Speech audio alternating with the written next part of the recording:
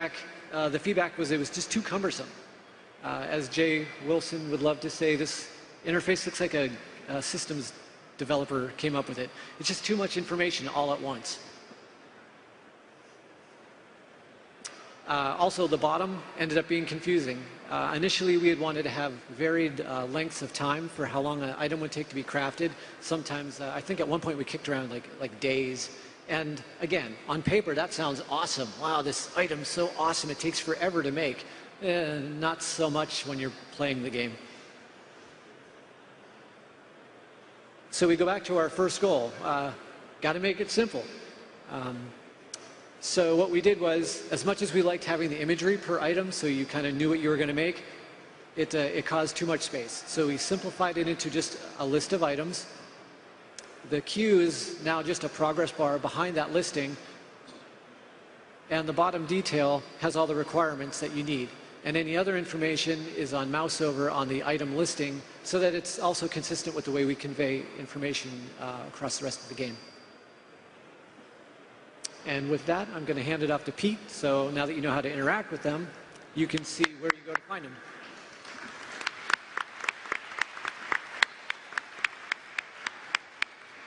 All right. So we knew early on we wanted to have a caravan that for the artisans to follow the player around through their quest. We knew we wanted them to be very different and have unique feels, unique shapes. So we came up with a caravan design theory for the visual design for the actual wagons themselves. We started with the blacksmith.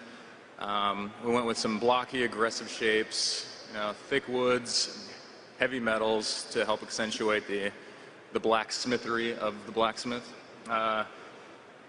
The mystic, we went with a lot of round organic shapes, some vibrant cloth, a lot of nature themes, so it felt completely different from the blacksmith. Then with the jeweler, some triangular shapes, some thin, warm woods to contrast with the blacksmith thick, beefy stuff, and some intricate, detailed bling. All right, so we knew we wanted to have these guys actually level up and progress, and we thought it would be way better to actually have their environment level up instead of just their wardrobe. So on the left side there, we have how you get the blacksmith. When you first get him in the game, he's very simple, low level, and as you level him up through the game, he gets better, and his cart obviously gets more exaggerated, more over the top. The themes get more and more prominent. The metals get stronger, the woods get thicker, and he gets more and more epic gear. So here is the Mystic, same thing. On the left side, this is a low level. We had a little bit of a tough time designing her early on because we knew we wanted her themes to be nature themes and vibrant cloths and round wood. But early on, her stuff looked very similar to the blacksmith because we wanted the wagon to feel really simple and really low level to begin with. So we decided to actually make the layout round, and I think that helped a lot to diversify him. And then here's the jeweler.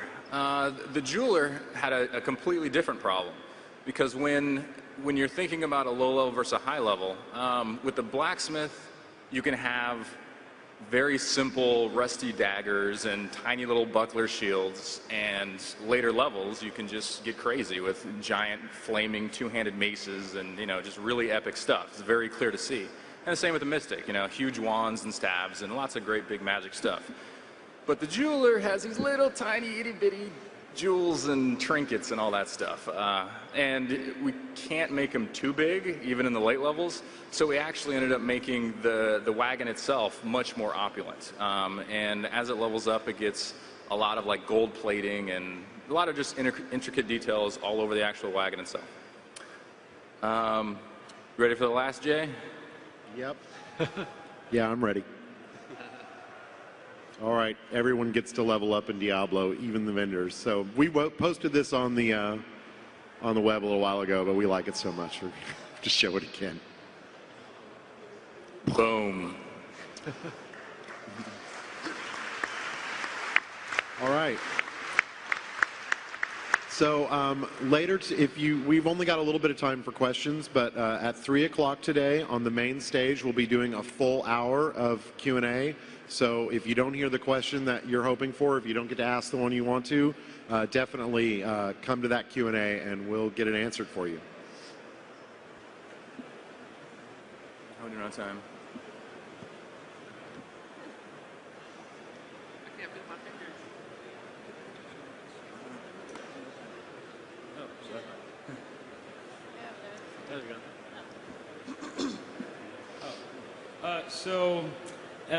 Last BlizzCon, I asked you about gem wards by putting gems into armor with multiple sockets and getting a new effect, like moon wards and 10.0.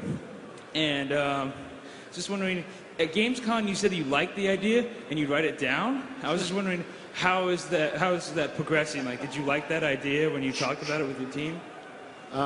Yeah, we've talked about it a little bit. But no, we haven't really progressed that much with it because right now we're focused pretty much on finishing out the artisans as they are. But it's still, it's still one of those things that we, whenever we hear a good idea we like, we have this big list of good ideas and we kind of stick them in there. So it's still there, but no, we haven't been able to spend much time on it yet. Thank you. Hey guys, my name's Jeff from Montreal. So I'm a big World of Warcraft player. I love the customizability of the UI. I was wondering how much of the UI is customizable within Diablo 3. I'm sorry to disappoint you, sir. There will be no customizing of the UI in Diablo 3. There's a very good reason for that, though. Jay, you want to handle that?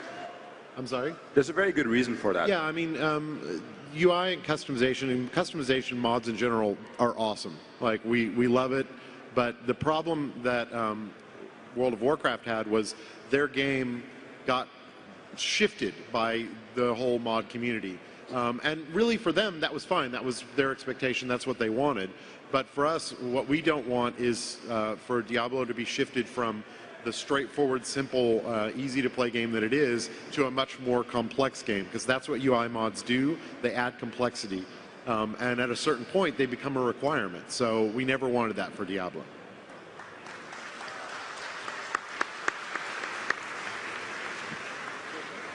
Hi guys, first thanks for creating this awesome game. We're really looking forward to it.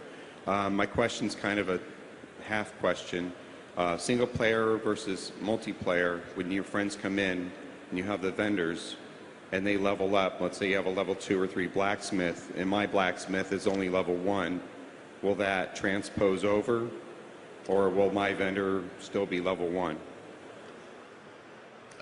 So our intent right now is we worked a lot on how we were going to do this, and we played with it a lot, and we had all kinds of crazy ideas, like we'd have a multi-town that everybody's vendors would show up in. What we've learned is that people generally just want to see their own vendor and access their own vendor, and if there's some benefit that like a friend has, that generally they'll just give those things to you, like, oh, here's a cool sword that my vendor has, here it is. Or, hey, give me your sword and I'll enchant it for you. So we've found that being able to just see your own vendor has been the best way to go. Now, as we continue to play the game, if we come up with a different solution or if we find people are wanting to play it differently, then we can change it pretty easily. And then on that, the PvP, are we still going to be able to access those vendors in the PvP world versus single player? Has that been decided? Our PvP game is completely separated from the PvE game. So it's only there's not a grand world. There's the arenas where people go and fight. And we did that intentionally because we don't want PvP game balance to ever dictate PvE game balance. It's all about co-op and monster killing for us. We never want to nerf a skill because it's too powerful in PvP. So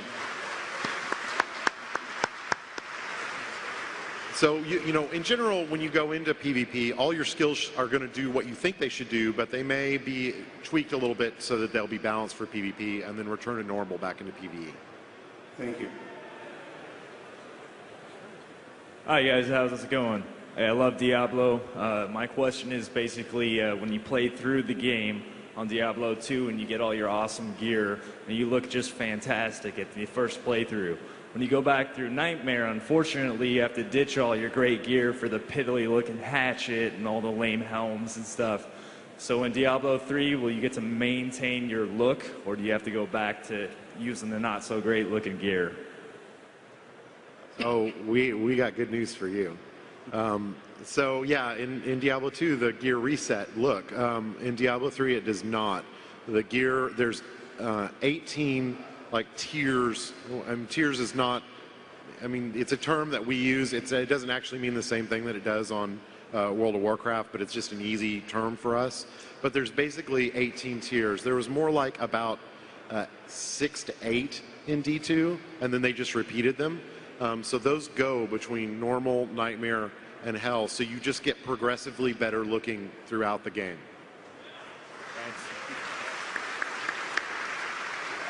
Letting everyone know we have time for a few more questions. In case you don't have time to ask a question, we will have Diablo 3 open Q&A at 3 p.m. at the main stage.